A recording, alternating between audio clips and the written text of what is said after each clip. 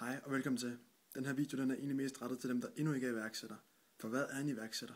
Det vil jeg sætte fokus på i dag.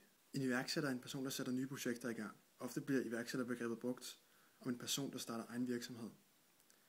Blandt nogle eksempler kan man nævne en frisørsalon, en bar eller en virksomhed på nettet. Der er mange muligheder, og iværksætterbegrebet er meget bredt.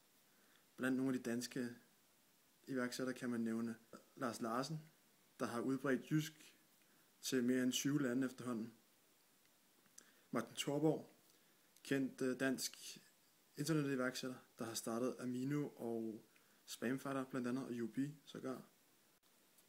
Blandt store iværksættere i udlandet kan man nævne Steve Jobs, der desværre heller ikke er blandt os længere. Han fik stor succes med Apple. Man kunne nævne Mark Zuckerberg i Facebook, og man kunne også nævne Bill Gates fra Microsoft, for at tage nogle få eksempler. Begrebet vækstiværksætter er et begreb, der ofte florerer i medierne. Politikerne er vilde med dem, og det er der en god grund til.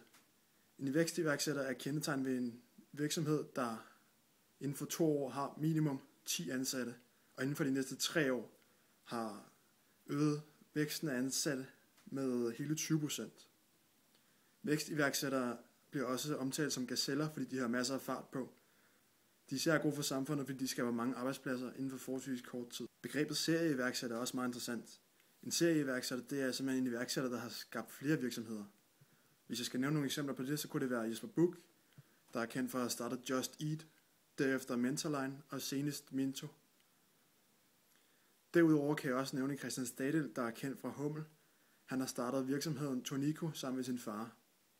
Sidst men ikke mindst vil jeg også gerne nævne den svenske modeblogger Isabella Löwengrip, der blandt andet er kendt som blogger, forfatter og foredragsholder. Hun har enormt stor succes i Sverige.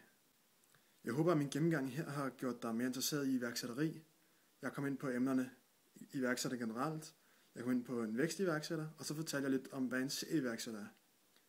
Du må meget gerne smide en kommentar, hvis du har spørgsmål til noget omkring det, jeg har fortalt. Ha' en fantastisk dag.